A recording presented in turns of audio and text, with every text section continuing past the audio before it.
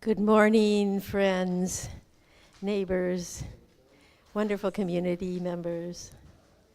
Welcome to Interfaith Community Sanctuary on this lovely summer-ish morning. My poor brother's out in Chicago at 108 degrees. I told him he should come on back down to Seattle for a while, get a little cool off. It's a crazy world out there when it comes to the temperature, wherever you happen to check. Anyway, we're here in cool and refreshing Seattle. I'm going to ring the bell for us to begin our service today. And welcome to everybody online and in person.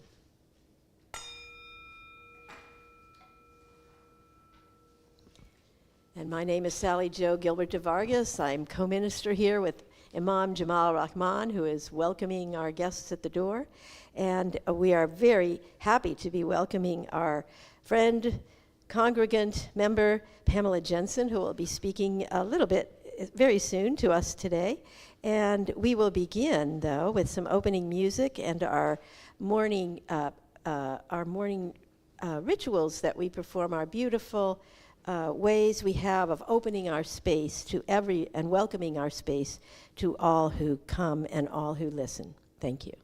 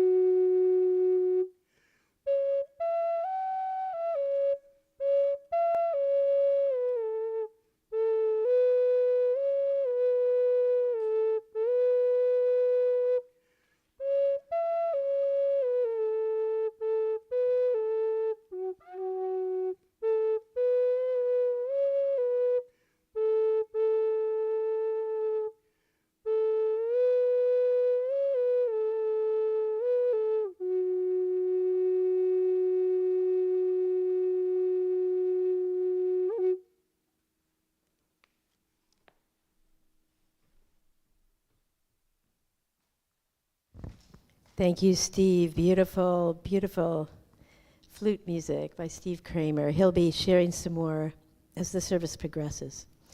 And we'll begin the speaking part with a little bit of honoring of our ancestors and our first people. And I'll ask Chris to help us with that.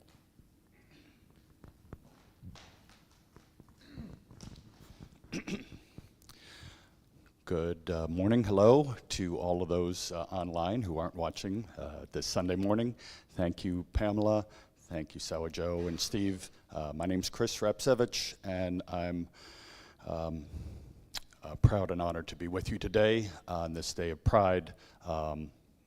Last week was Juneteenth, and I heard a poem by Maya Angelou, Still I Rise, which to me seemed like a good invocation for our ancestors and for things I hope we all believe in.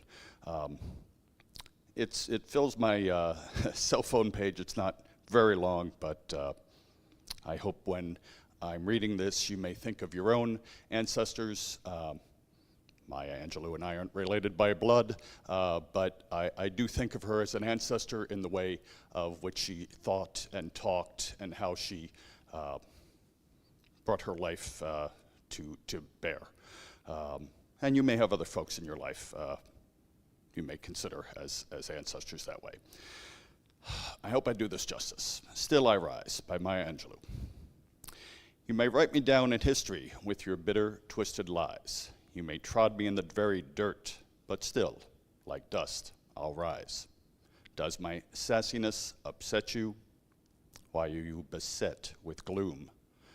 'Cause I walk like I've got oil wells pumping in my living room.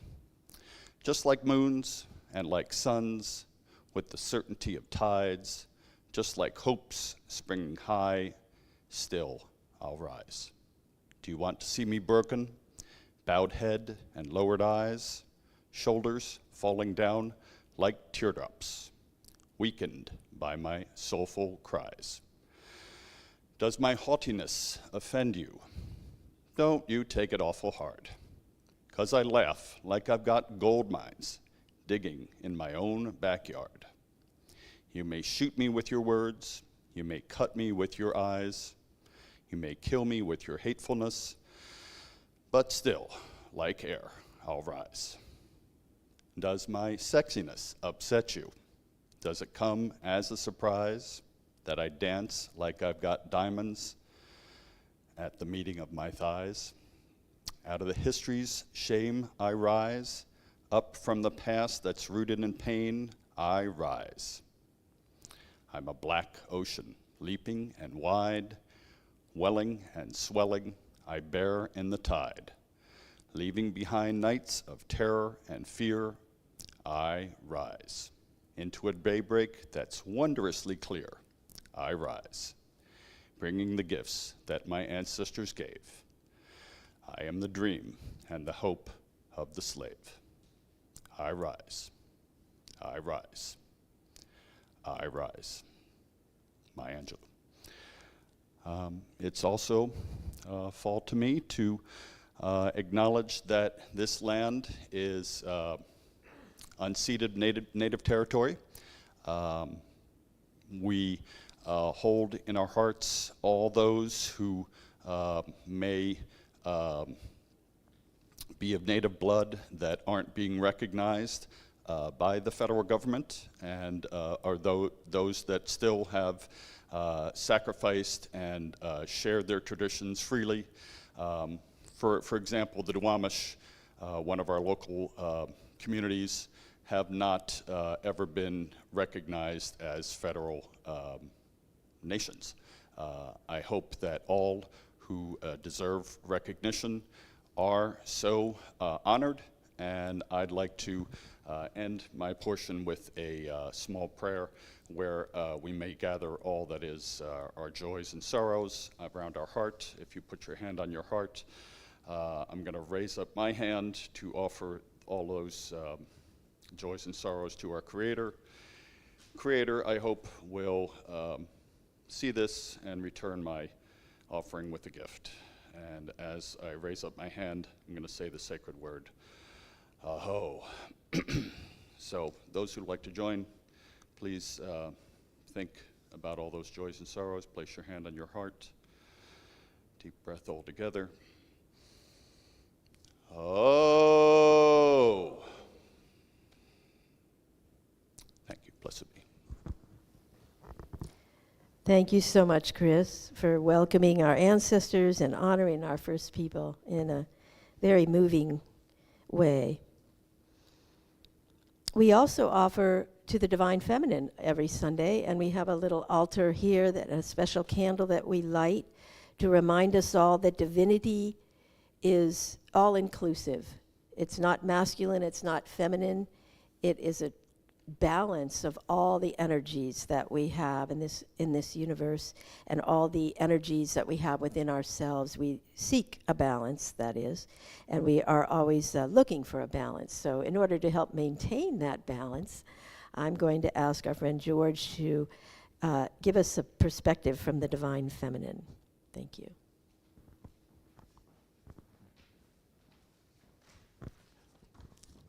Thank you, Sally Jo. And as always, I treasure this time in our service. The Divine Feminine is special to me. I've had a chance to provide an offering on a number of occasions and always enjoyed doing so. And Sally Jo gave a great introduction to the Divine Feminine, and I recognize that the Divine Feminine means different things to different people. For myself, I take this as a time to reflect on the fact that the Divine Feminine, in my perspective, is an opportunity to reflect upon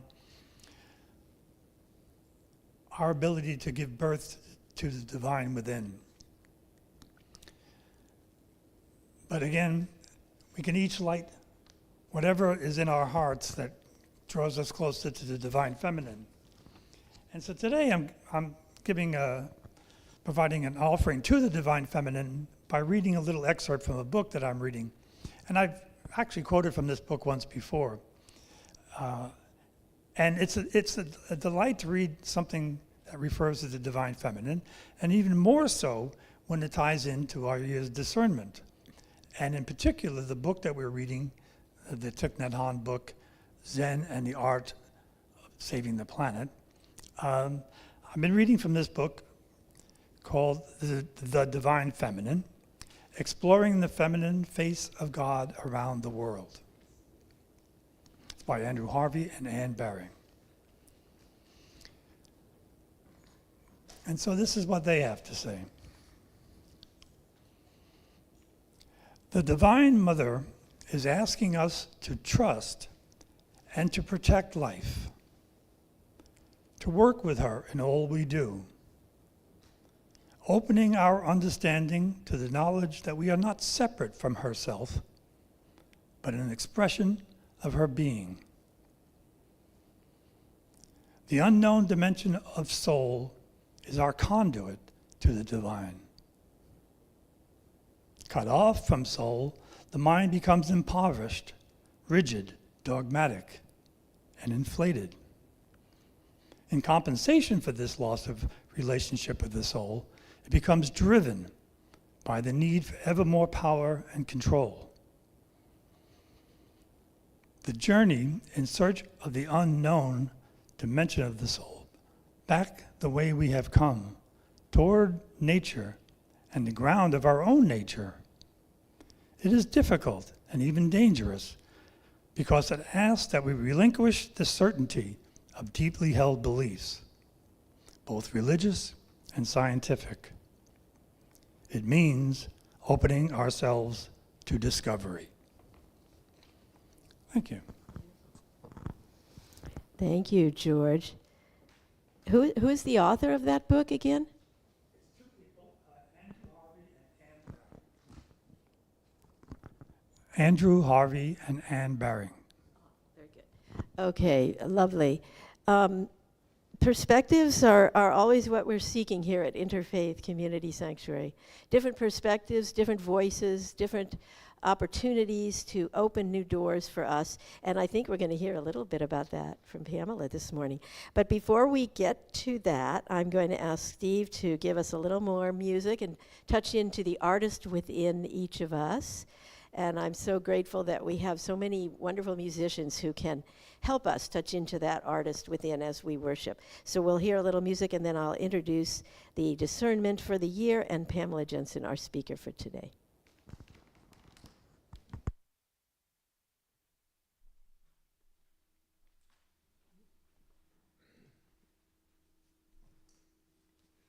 Thank you, Sally Jo. And this song I'll dedicate to the artist within each of us, as well as the divine feminine within each of us.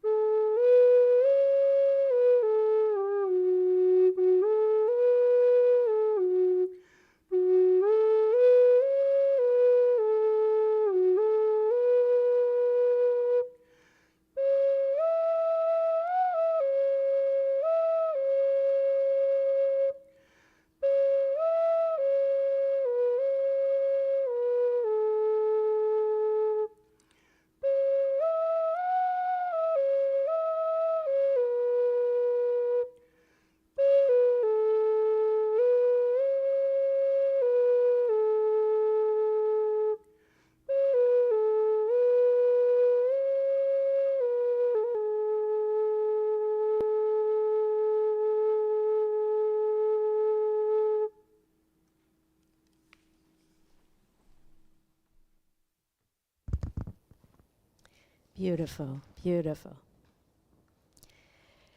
So I want to say a few words about our spiritual discernment, which we call attention to every Sunday in various ways. Some of it through our sharing of our music and our poetry and the passages that we read. Some of it through our sermons and our scriptures that we read. And on the back page of your handout, you have of the order of service, you have just a very brief kind of summary of how we are approaching this particular topic this year in 2026. We're calling it Engaged Buddhism, Collective Awakening in Beloved Community. And this brings out some of the concepts that are focused on and are highlighted in the book that Chris referred to, the Thich Nhat Hanh book called Zen and the Art of Saving the Planet.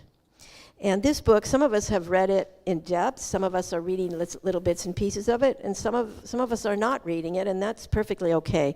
It's a backdrop to what we're trying to emphasize here this year. And the most, I think, I would say for me, the most important concept that's overriding all of it is this concept of interbeing, interconnectivity that we have, our divine self has, and our physical self has, with every other being in the universe and in the cosmos, not just the earth. And it's a very deep concept when you drill down into it. And Thich Nhat Hanh and his monks and people at Plum Village, where he lived for so many years, and all of their wisdom, they dig very deeply down into this concept, this topic. So I can't begin to really summarize it, but some of the ideas we've been focusing on are these three energies that we're told that are within each one of us. The energy of the meditator, that is the contemplative person in each of us. the energy of the artist, as we were talking about, the musician, the dancer, the artist, the creativity in us, the creative energy in us, which works its way through every single person and every single being in the world.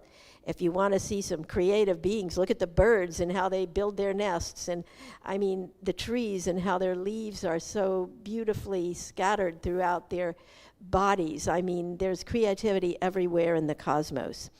And even in the stars, in the constellations, in the beautiful outpourings from the stars. So we have the meditator, we have the artist, and we have the warrior. And the warrior is the part of us that, as human beings at least, is a conscious energy that is used to accomplish what we need to accomplish, what we believe we need, what we desire, what we strive for as a society and as a being. And that warrior energy is based in compassion. And Thich Nhat Hanh makes a very important distinction between warrior, as the word is sometimes used in warfare, which for some of us has a negative connotation. You know, warriors are seen as people who go out and kill other warriors. But in fact, in many cultures, especially in the past, warriors were considered an honor, warriors were honorable people, and they were even taught, by the way, not to kill in anger, that wasn't the right way to be a warrior. Anyway, all that being said, we have to kind of be careful about our connotations with the word warrior, because it has been, I believe, co-opted in some ways. But the warrior that Thich Nhat Hanh talks about is the warrior who strives and struggles in the face of difficulty, in the face of challenges, in the face of adversity, and who continues with compassion to struggle toward his or her or their goal. And this month, we've taken on some difficult topics. The topic of suffering, which we know exists in the world and exists in each and every one of us and every creature in the cosmos, and the energy of the warrior. How are we going to rise above that suffering, transform that suffering into something that will be useful and not destructive, something that will bring us peace and not war, something that will bring us joy and satisfaction and happiness and not anger, frustration, or revenge. So this has been a challenging month for those of us who are really studying this. How can we transform suffering with the energy of a warrior so that we can actually become compassionate and complete human beings? So today, we've invited Pam Jensen, who's a longtime member, friend, associate, and wonderful participant in our sanctuary. She's been here at least as long as I have. Pamela, you'll have to tell us when you first encountered ICS, but I know that I met you particularly when Sister Lucy was first visiting us many, many years ago as a part of our one of our outreach programs, one of our programs we do in other countries internationally. We work with the Maher Mother's Home. It's called Maher, means Mother's Home in its language. And Sister Lucy is a beautiful Catholic nun who has come and spoken here many times. And I know that Pamela is very connected with her organization and I met Pamela because she was going to volunteer with Sister Lucy so many times. So I have her associated in my mind with Sister Lucy, and I think she'll explain her connection about that and also her spiritual journey to us this morning. So I'll let her take over and do it all, and we'll be looking forward to hearing how that all fits together. Let's welcome Pamela Jensen. Thank you.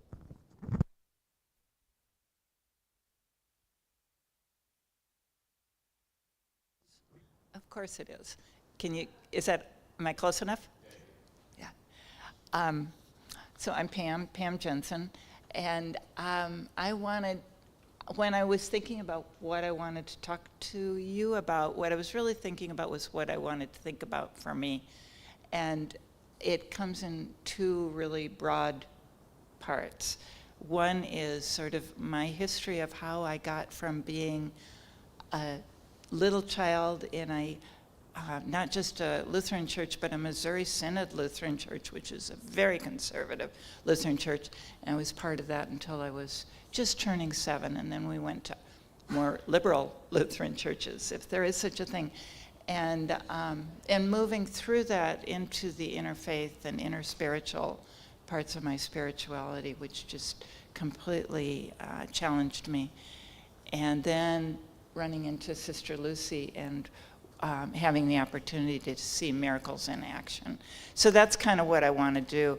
And I'll leave enough time for us to have hopefully a really good discussion. Just before I get started, though, I'm curious, are there any people here? I always assume everybody at ICS knows about Sister Lucy and Maher. Are there any of you here, and not to embarrass anybody, but who have not heard about her in the past? Good. Then I get to tell the whole story. Thank you. That's great. So beginning with my childhood, like I said, I was raised throughout my childhood as a Lutheran. My family was very active in the church, and we went every Sunday. My sister and I went to Sunday school, and then the whole family went to church, and then afterwards we came home and had Sunday dinner. And I don't think we ever missed, I'm sure we were sick sometimes and didn't go, but I don't think we ever really missed a Sunday service, even if we were traveling, which didn't happen very often. But if we were staying in a motel on Saturday night, we found a church and went to a Lutheran church on Sunday morning, and my parents were much more outgoing than I am, and they would find people to talk to afterwards and find something that they had in common with these people, and we would be the last ones out of the parking lot. So that was the history. And we moved quite a bit, and as we would move from one town to another, the first thing we would do is find the church that we were going to go to, and that became our social community, and where the parents knew the children, and we all got to play together and work together, worship together, and have potlucks with Jell-O. Yeah, sometimes with cottage cheese, other times with marshmallows. So I loved being in the church. I loved going to Sunday school. One of the problems was I wanted to be a nun, and Lutherans just don't make really good nuns, so that didn't work out for me. But eventually, and this will come later, I did get to meet a really powerful nun, Sister Lucy, and found out that her way of being a nun is so incredibly powerful and so difficult. And I'm glad I get to support her, and I could never, ever try to be her. So I loved the church, I loved the music, I loved the parables, I loved the offerings. When I was 5 and 6 years old, I got an allowance of 10 cents every week, and 5 cents of that went into the Sunday school offering. And then the other 5 cents, my memory is it went into my college fund. And I know that didn't always happen because there were times when I had a candy bar. But I was, there was no question from the time I was a very little child that I was going to go to college. And my parents had never been to college. So that was, it wasn't an emphasis, it was just an assumption. And we prayed every meal, and we prayed at bedtime. And I remember when I was 10 or 11, and nobody was coming anymore to like tuck me into bed, but I knew that when I went to bed, I would pray. And sometimes I just want to lay there and be awake and fantasize. And so I knew that I had to put off praying because I couldn't go to sleep until after I had prayed. So that was kind of my early part of my Lutheran upbringing, and it really, that's all about my younger childhood, but it really continued through high school in youth groups and things like that. And then I went off to college, and I realized that being in church was not a cool thing to do in the early 70s, so I quit going.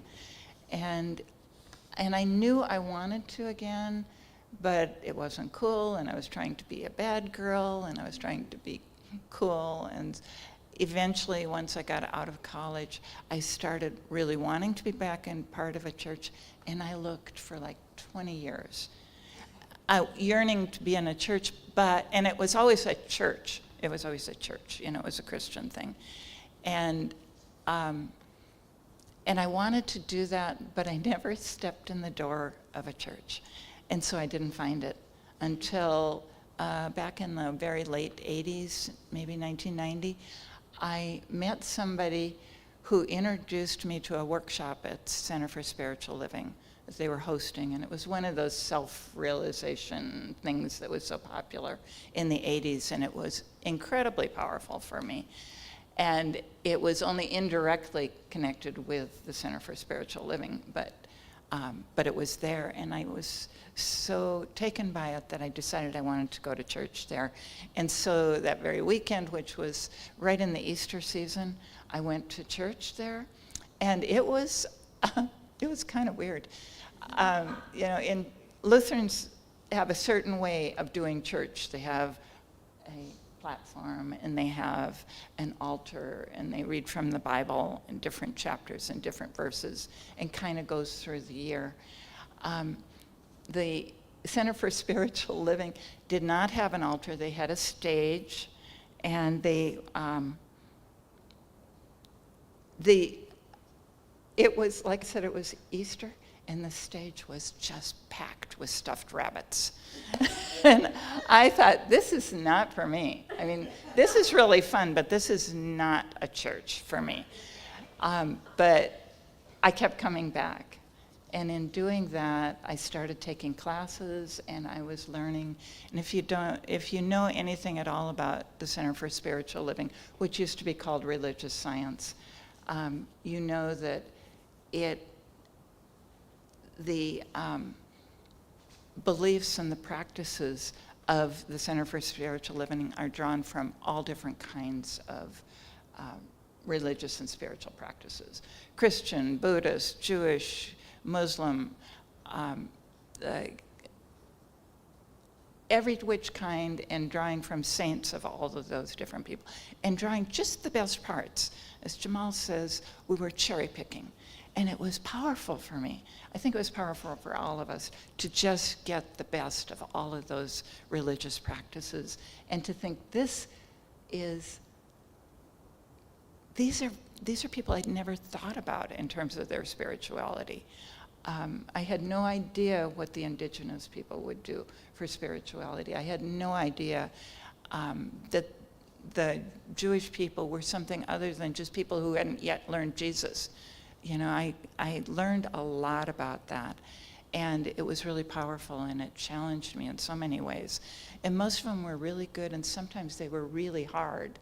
Like, there's a saint that you may have heard about. I don't know if she's called a saint or not. Emma Curtis Hopkins. I think she's too modern to be a saint. I think she was in the early 20th century, maybe. And the piece that I remember from her, which I think also probably came from a lot of other people, but it was, there is no sin, sickness, or death. And you take that to somebody that's raised like me, and that is a challenge to my belief system. And I didn't learn to necessarily take it all in through her teachings, but gradually I was introduced more and more, like the,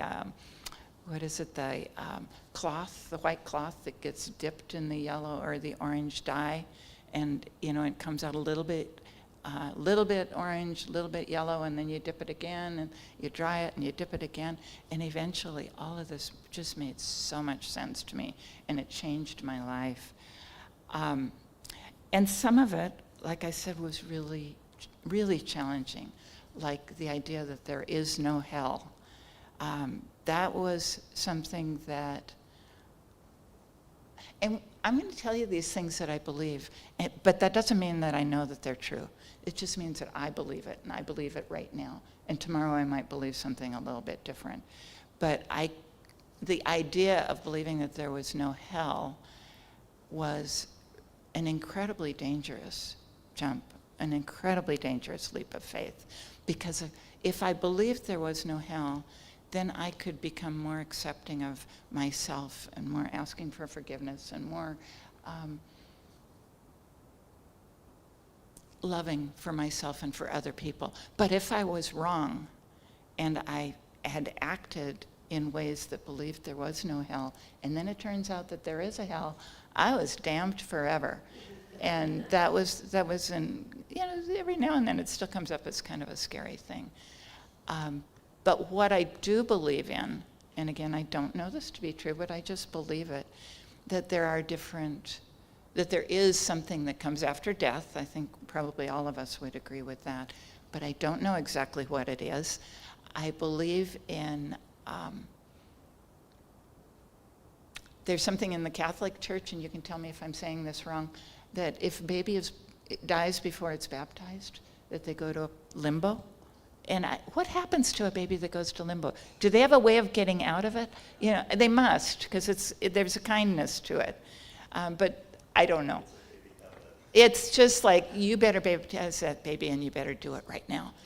And it wasn't that far different from the Lutheran Church. We were baptized as children and then later confirmed that baptism as teenagers. But so there's limbo, and then there's heaven. And then there is something that I do believe in, which is called purgatory. And people who really, really have a hard time in this life may end up in purgatory. And purgatory, in my mind, in my belief today, is a place that's not where you want to be, but it has an incredible learning opportunity, and you get the chance to be healed and eventually end up in heaven. You tell me if that makes any sense. I have no idea who else believes that, but I'm believing it today, and that's good enough. So, and I understand that I might be wrong, but I'd far rather be wrong about that than be wrong about hell, because that to me is really, really scary for the rest of, I was going to say for the rest of my life. Nah, it's not quite that way. But I do believe, I believe very strongly in heaven. I also believe that there is a life after life, whatever that looks like. And I believe, and I don't know if this is true, but I do believe what a lot of religious practices believe, that there is reincarnation. And that in my mind, I probably came to this earth in this lifetime to learn something and to practice something that I needed. Not as punishment, but as an opportunity to grow and to change. And that helps me. I taught special education for a number of years. Severely and profoundly handicapped kids could not understand why they were born that way. What could that mean for their families, for their parents? And the only thing, and I honest to goodness, don't know what I'm talking about, but I believe that there may be reincarnation for that, and that there is some karmic issue that needs to be resolved, either maybe for those children, maybe for their families, maybe for their neighbors, that we need to learn something from those children, and then they go back and get recycled and come out as something different in their next life. That's a fairy tale for me, but it's a good one. So for 20 years, I looked for another church, didn't find it. Eventually, I ended up at Center for Spiritual Living, and I started taking classes. And in those classes, I learned just little bits and pieces of different religious and spiritual practices. And some of them made more sense to me than others, but it gave me a chance to become more aware of the world around me. Another place where that happened a number of years later was right after the 9/11, the World Trade Towers. It was a very strongly anti-Muslim time in the United States. And it was a while after that. My understanding is that Rabbi Ted Falcon and Jamal got together and said, we need to talk about this, and we need to have a practice that can teach love and teach understanding. And I eventually became a student of that, and it was really powerful for me.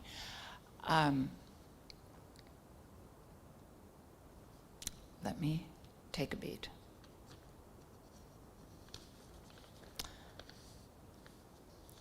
I also, somewhere in this time, the very late 80s and the early 90s were really an awakening time for me in terms of spirituality. And one of the things that I learned was I had the chance to experience channeling with a really powerful channeler that I trusted. And through that, she channeled some of my spirits as well as her own. And I will tell you that I didn't know if it was true or not, but I do know and did know that the things that I learned from them were better than any therapist I'd ever seen in my life.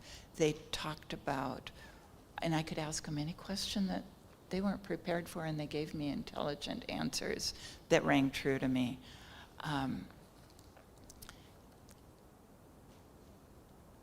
Like one question that I asked her was, and I was really afraid that I was going to be a lesbian. I don't think I even knew the word for it yet, but I was afraid of that, and I did not want it. It was not a popular thing in the Lutheran Church. But it was at Center for Spiritual Living. It was the first time I'd been around people that I knew to be gay or lesbian and got to know them personally. But I wasn't ready to be that, and I asked my spirit guide through the channeler, I said, am I going to get married? And and I assumed, fool that I was, that they were going to say, yes, of course. Of course you will. But what I got was, I don't know. I know that you won't get married just because you're supposed to. And I thought, whoa, so I'm going to be a lesbian. And of course, at that time, a lesbian couldn't get married. And that was really difficult for me to hear. And I'm grateful that I learned it at the time that I did, because at least in Seattle, it's become a very okay thing, and I feel much more comfortable about it. And I learned that from that channeled spirit guide who, if I had been talking with a therapist, which I had been about it, I would not have believed they were doing anything other than telling me what they thought I should be able to hear. That was my experience with that. So I learned a lot about spirits, spirit guides. But what I wanted to do was to have my own communication with them. I'd hear of other people who'd say, oh, Spirit told me, and they'd tell me the sentence that they got. Or, oh, my visions were incredible. They were bright blue and yellow and red. I didn't get any of that. What I got was energy and movement, body movement. And it's one of the reasons why I prefer to watch the services online, because I can kind of just be who I need to be. Even sitting here, I was kind of going, okay, hold still, hold still. But with Steve playing on the flute, it was not possible. It was just so beautiful. So I wanted to have my own communication with Spirit. And I walked at Green Lake virtually every night for 4 years. And I would pray, and I would ask for Spirit, for God to reveal itself to me, and didn't get it. And after 4 years, I began to realize that this energy shifting was God revealing itself to me, and that it had been there all along, even since I was a child, and I hadn't recognized it. And that's something that to this day mystifies me. I still wonder why I can't hear something more specific. I learned that I could ask it questions. I could ask it to teach me a lesson. Do you have a lesson for me today? And during the course of the day, something would show up that was really good. I would ask it questions. They had to be yes/no questions, because we only had 2 words. And they weren't words. They were ways that my body would react. I would say, how do you say yes?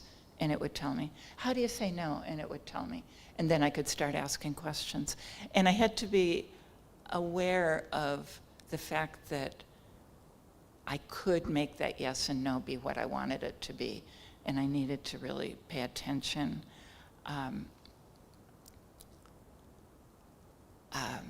to make sure as I could be, that what I was hearing was from that higher level of consciousness, not from my own brain. And it's turned out to be incredibly helpful, really wonderful.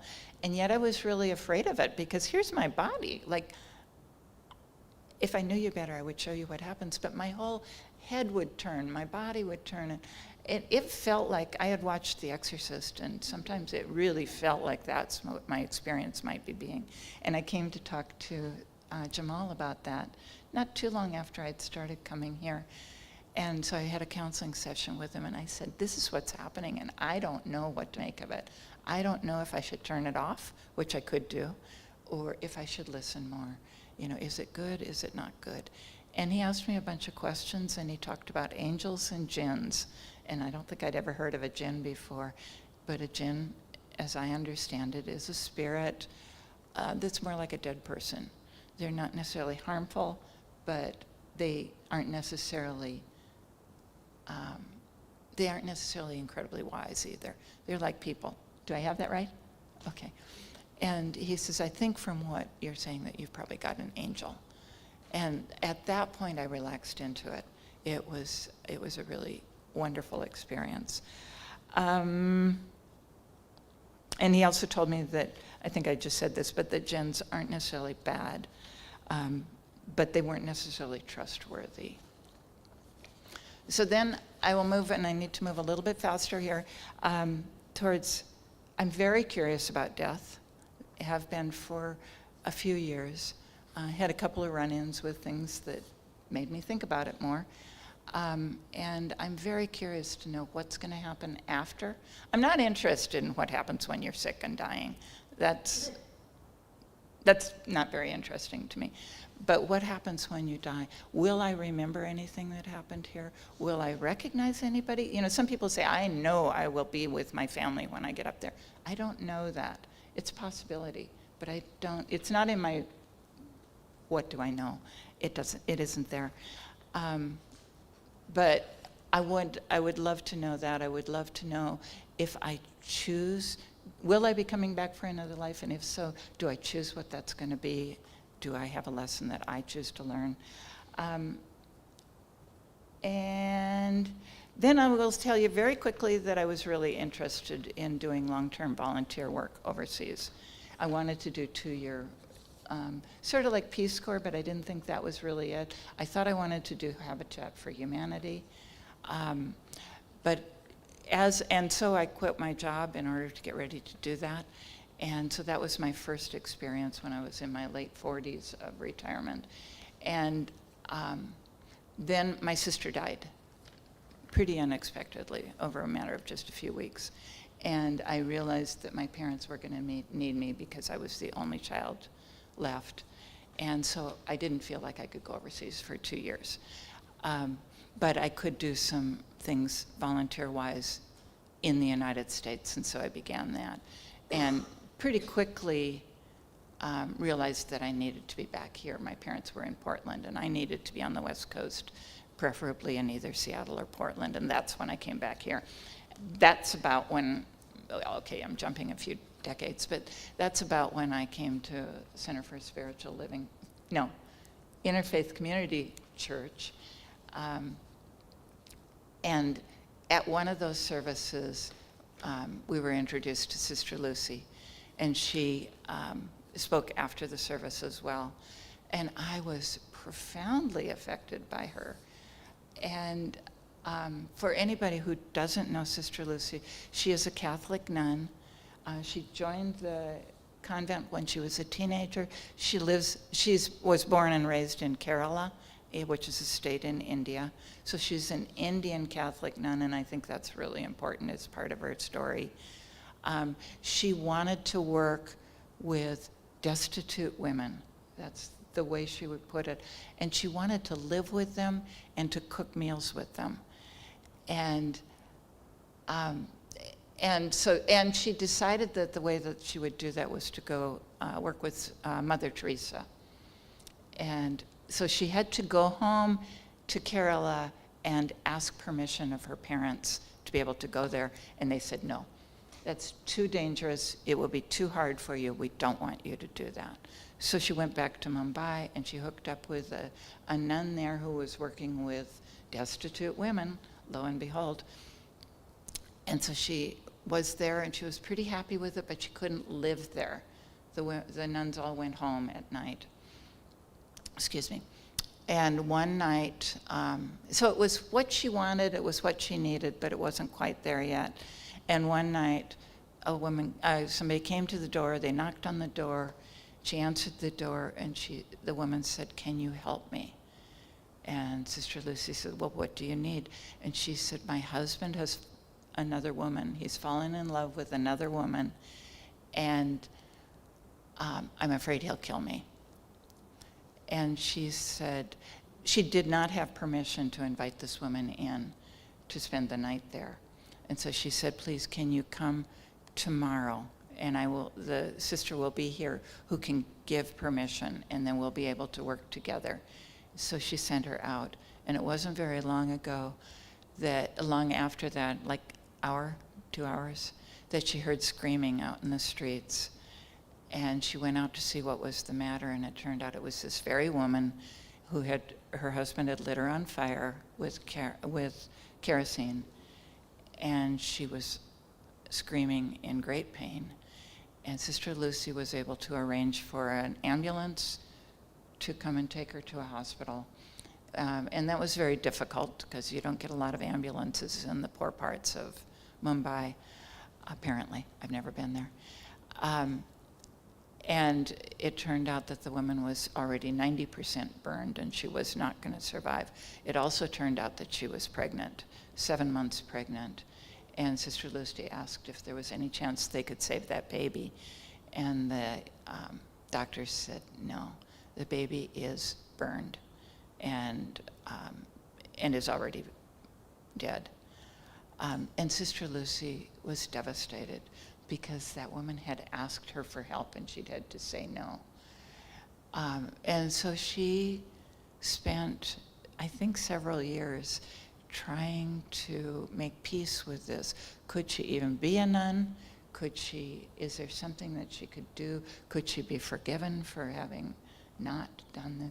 I mean, really just praying and praying and being on her own. I don't know if she was still working in that convent or not, but eventually she had talked to numbers of people, and one of the priests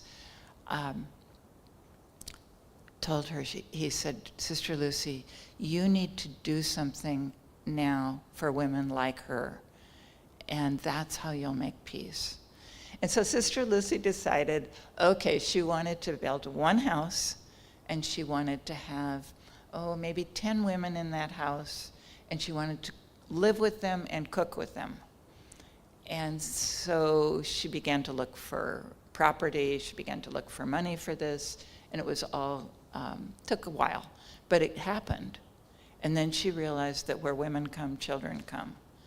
And so she decided she needed to open also something for children. And that was in 1997, if I'm not mistaken. I think their 30th anniversary will be this next year. So that was their first and maybe second house 29 years ago. And now they have 75 homes with something like close to 2,000 children, women, and a few elderly men. Pretty much all over India.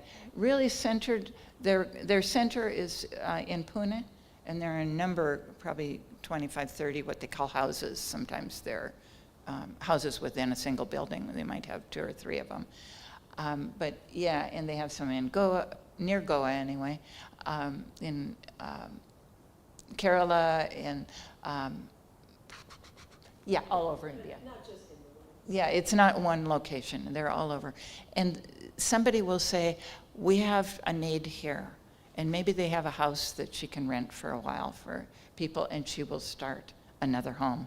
And I'm going like, when I was over there, I was like, you can't keep doing this because you're going to have too many. And that was when they had maybe 20. And now they have maybe 75, and she's still going at it. So I need to stop because we want to have some time for people to share feelings and thoughts and questions. And I can't remember what the second half of that sentence was going to be, so I'm going to just stop. Yeah.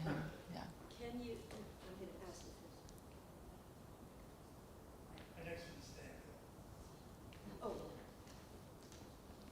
Thank you so much, Pam. Can you just kind of wrap up by saying how your association with Sister Lucy affected your own spiritual journey? Because that's the part that I feel we sitting here, we haven't connected yet. I know that, and you didn't mention that Sister Lucy's home is not a Catholic home, and she never got any financial or even much moral support from the Catholic Church. She was not expelled from the Catholic Church. But this was not a Catholic home. It was an interfaith and home. interracial and intercaste place for people who were desperate. So how did that, just give us a little bit how that affected your spiritual journey. Oh, and that's an interesting question. I think the main thing that it did for me was to really strengthen my belief in the power of miracles, the power of faith. Sister Lucy has the strongest faith that I can even imagine, that the things that they do at Maher, and I keep saying she, but it's really a they, because she brings people with her. They create things and continue to do things that I think are impossible. And one of the mottos there, I think it was somewhere even on the program, is there's always room for one more. And I asked her when I was there 14 years ago or so, I said, so how often is it that you have to turn somebody away because you don't have the space? And she said, we've never turned anybody away. And I suspect that's still true. She also says that all of the people that live there, including all of the children, have the right to invite somebody in and to give them dinner. And she makes sure that they don't face what she did by having to say no. So the power of miracles, I think, would be the most important thing. And Sister Lucy will be here at the end of September. I don't have the exact dates for when she'll be here. I'm assuming she'll be in this building. I'm assuming you want her in this building. We all do. But it'll be that last week in September. And if you're at all interested, I hope you come. Oh, why did that day after church when she was speaking, I thought, this is profound, this is so important. Is it real? Or is this one of those stories that tells you can adopt this child for $25 a month and then you don't really know what's happening? So I decided that I wanted to go there and volunteer, but first I wanted to go there and see if it was real. So the year before I retired, I went over for a week with Maher and a little bit of Habitat for Humanity, and it was real. It was real. So from the minute I came home, I was planning when I would go back, and I went back for 3 months right after I retired. And you've been an emissary for her here in Seattle, I will add.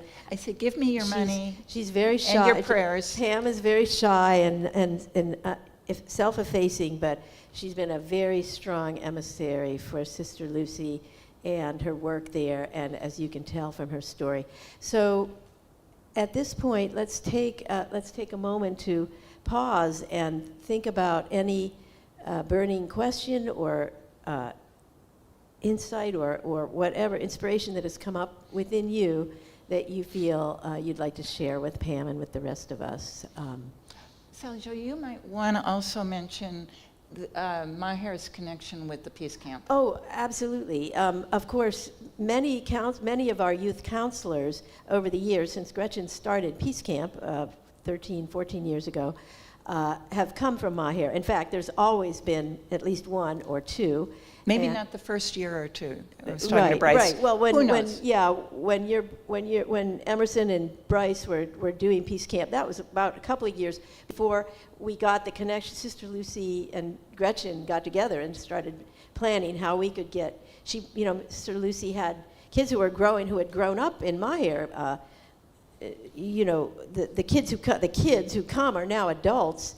These counselors started out as 3 or 4 year olds in Maher, as children of their mothers who were at Maher, or just orphans, and they were taken to Maher and lived in Maher, and now they've grown up, they've gone to college, they've gone to graduate school, they've gotten national awards, some of them, and They've traveled the world. now they have traveled, and Sister Lucy had in her mind, there's some of my kids that need to come to the United States for a purpose and do some, and so Gauss and Mangesh and Sony and many of the young people who've come here and who still come here and who are coming here this summer, Sony and Mangesh are both coming this summer back again and again, and they work with our Peace Camp, and we learn from them and they learn from us. So we have that very special connection with Sister Lucy and have had it since whatever year that was, about 10 years ago at least, 2016 or so, we started working with Sister Lucy and having every year since then, having at least one, if not two and three. And I housed them in my house. There was one summer when we had 4. Whoa. Not for the whole summer, but in and out, 4 different. Plus Sony, we actually had 5. Because the 4 boys were in one room and Sony was with me. I have a small apartment. But we've had, they're used to sleeping with a lot of kids, and that to them was a luxury. Only 4 kids in the room? We usually have 40, Sally Angie, don't worry about that, okay? Anyway, we have a wonderful connection with that. But any questions, any comments, any thoughts? Well, that was a beautiful discussion. It was rolling, but it was so nice to follow every word you said. It was great. For some reason, I connected. But I have questions, and I was just thinking that these wonderful places where people are able to find respite from all these hardships, maybe, they have to. I mean, there's the magnet. That faith is a magnet that probably draws people. The fact that it probably draws different people of different religions, people of different castes, different age groups, different perspectives. How have you had any discussions, or what did you observe in terms of how well they work together, how well they blend, how they resolve everything? That's a great question.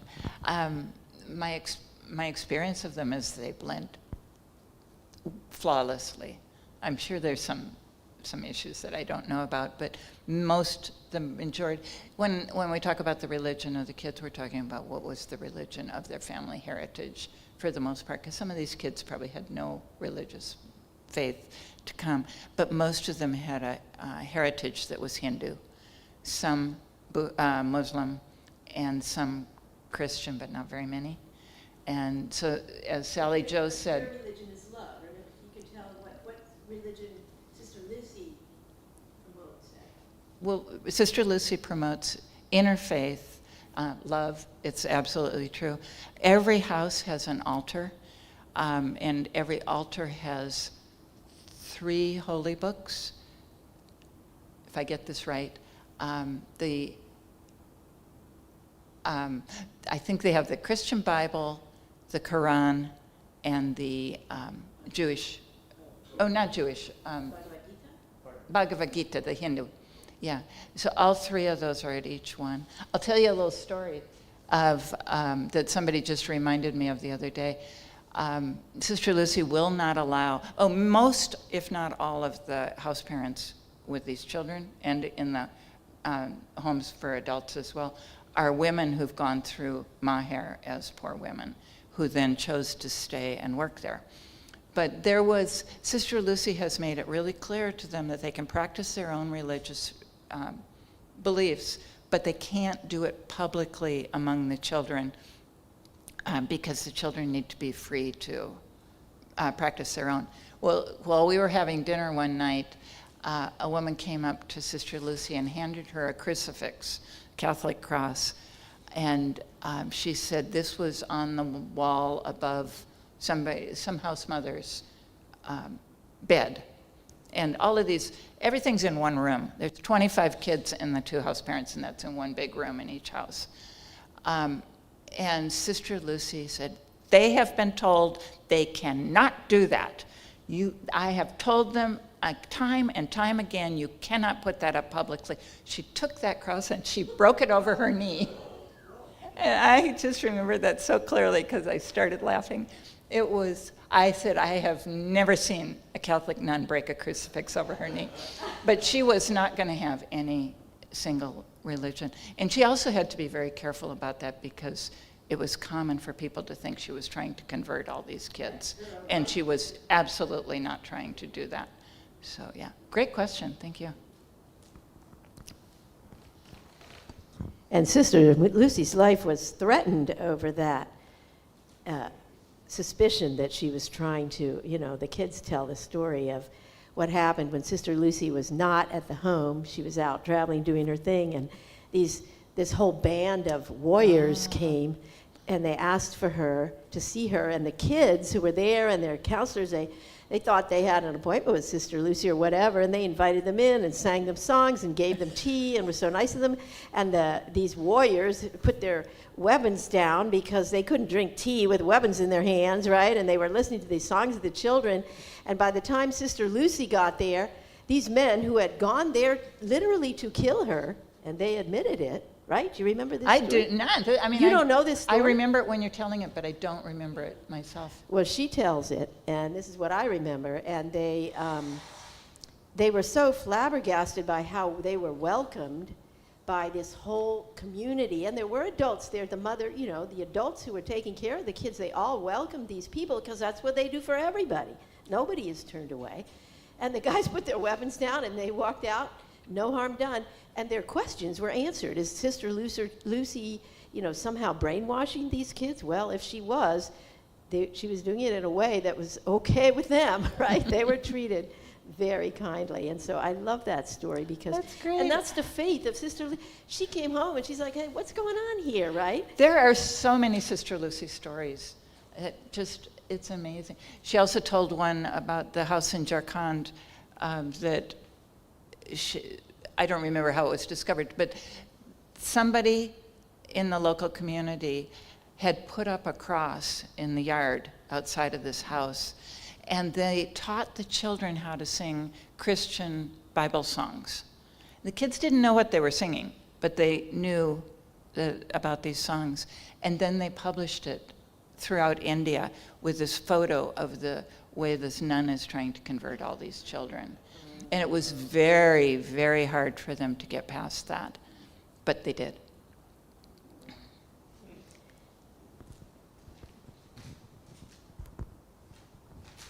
You're a great speaker. Very enjoyable to listen to you. And we've had a lot of speakers here. You're a great audience. We are a pretty good audience, that's true. Now, so you don't think of yourself as a Lutheran now, right? No. Yeah. So is there something, because I was brought up Christian, but then when I was in college, I left and I was even doing Campus Crusade for Christ there for a while. But then I left the Christian faith. But I still have some things that from that upbringing that resonate still deeply within me. And I'm wondering, do you still have something from your Lutheran upbringing that is very important in your life? Oh, that's a good question. Yeah. The overall feeling of right and wrong, and I was going to say morality, but that's such a loaded term. The community, the family, and I do believe in Jesus. I just don't believe him as the only. I believe that he was really an amazing person of the quality of some other incredible people. Problem is that people take that and, make it into something that I don't think he probably intended it to be. Yeah, I do believe in Jesus. I can even believe in a virgin birth. Anything's possible, but it probably isn't, but it could be. Yeah, I wanted to ask you one other thing. Is you talked about miracles, and that you believe in miracles. So I wanted to ask you, what do you think, how does something come from the ordinary, or not the ordinary world, because the world isn't ordinary, but something jumps out of the world and now you think of it as a miracle? Oh yeah. That's a really good one too. Ooh, you're good.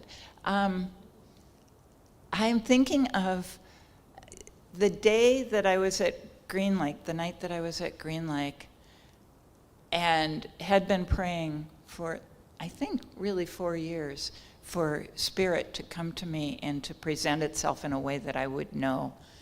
And that's when I realized that when certain things happened, like when I would hear a story, even in high school, I would hear a story about some child who was really in danger and somebody who saved him, and it was a really heartwarming story. And all of a sudden there would be this cold air, that cool air, and I would think, oh, somebody turned on the air conditioner.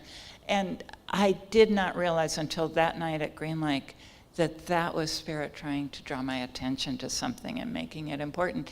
And although it had been there forever, it had suddenly become a miracle. Not that it was there, but that I recognized it. So yeah, that's a good one for me to remember. Thank you.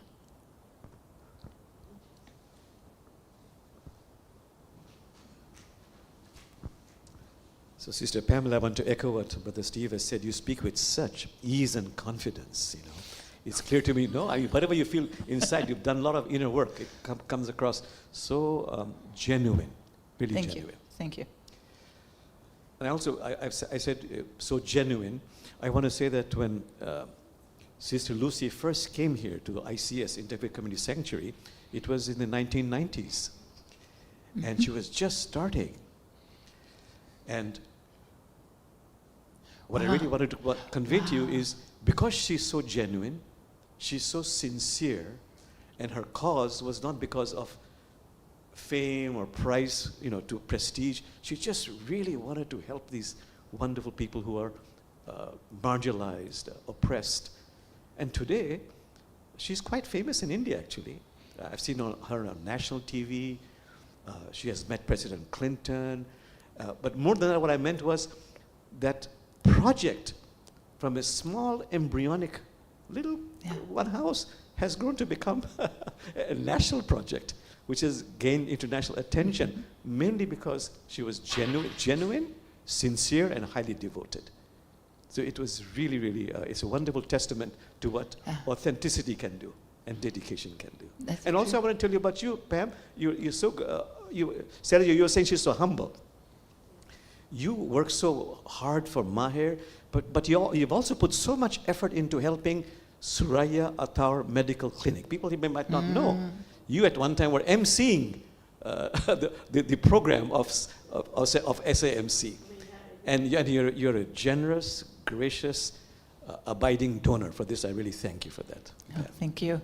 It's, as you're saying that, I'm realizing how powerful it is to me that Maher and the clinic both come out of families where it's not one person who had this power and this faith. It's like the whole family. Even though Sister Lucy's family is not involved directly with Maher, they're incredible financial supporters and spiritual supporters of her, and she of them.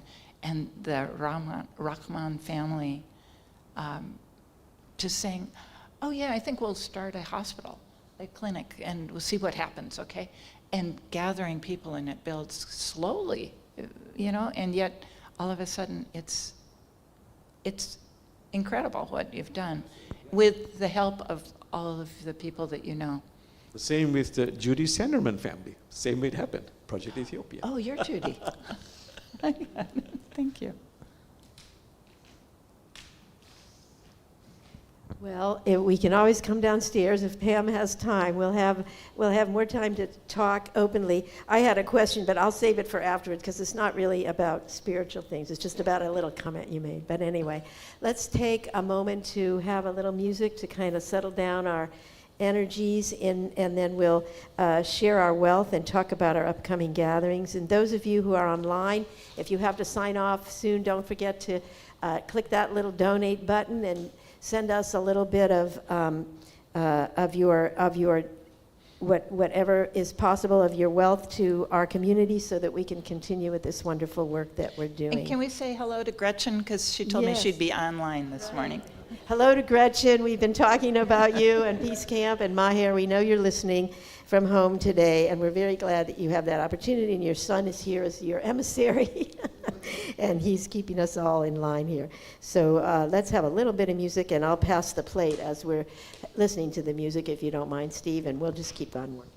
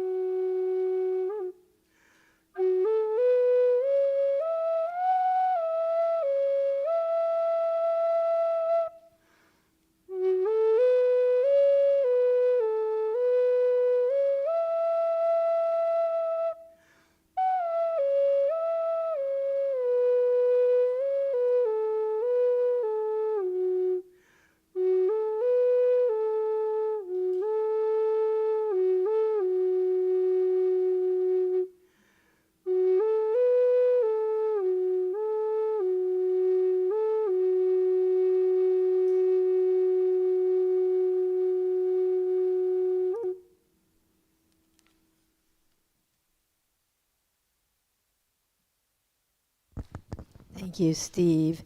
And thank you all for your donations and your support. We promise to use it in the best of ways to further our mission and our beautiful upkeep of this historic building. We also have gatherings that happen all throughout the week, as most of you know, and we have over 400 people, I learned this week, on our list of announcements that go out every Monday. So I hope that those people who are out there in cyberspace know about all the opportunities that we have here in person and often online through Zoom. Many of the classes are either on Zoom only or are hybrid with Zoom as an option. And we also have in-person gatherings, meditation groups, book groups, study groups, people who get together to clean up the outdoors and work parties around the building. We have many opportunities to get together and share our enthusiasm for active community and engaged community and community with a purpose, you might call it. And so check out our website. We have special events. Also, we have our Dances for Universal Peace. There's another event coming up in July, on a Friday in July. I think it's the third Friday in July this month, where we'll gather and do some movement and dancing and chanting for world peace, and led by Elizabeth DeQuine. And I'm not aware, we have our guiding council meeting next week after the service, which is after the first Sunday of every month. And this next Sunday, we have Rabbi Olivier Benheim coming as our guest speaker next Sunday. And he will be sharing, I have a feeling he's going to stick something in there about Independence Day, but I think it'll be personal independence, something like that, he hinted to me.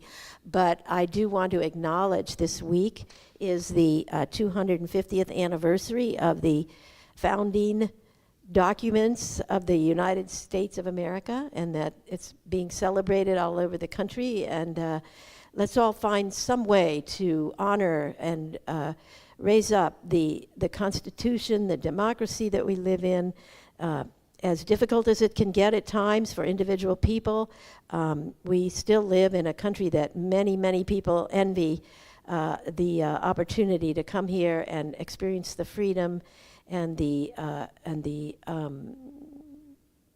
democracy, the freedom and the ability, the protections that we have here. And so we want to be grateful for that. Those of us who've lived here all our lives, sometimes we take that for granted, I'll be honest. And I know that the immigrants I know who've moved here from other places, they do not take it for granted. They're grateful for it every day. And the people I work with who have come here from other countries, and the people I know personally, they don't take it for granted what they have here, because they have clear memories of what they came from, many of them. And so let's practice some gratitude this week. And I will also, at this point, say goodbye to our viewers back home, out in the real world out there, wherever they may be listening, and thank them for being here and thank them for supporting us. And we'll take a few minutes for some prayer time here that will be more private. Let me ring the bell for the end of the official part of our service. And I had just a little comment to say about Pamela, when you talked about how you got to CSL and there were all those bunnies up on stage. I have to say, I couldn't help thinking of our dear Judith Laxer and how she came here on Easter Sunday. Did you hear Judith? Were you online on Easter Sunday?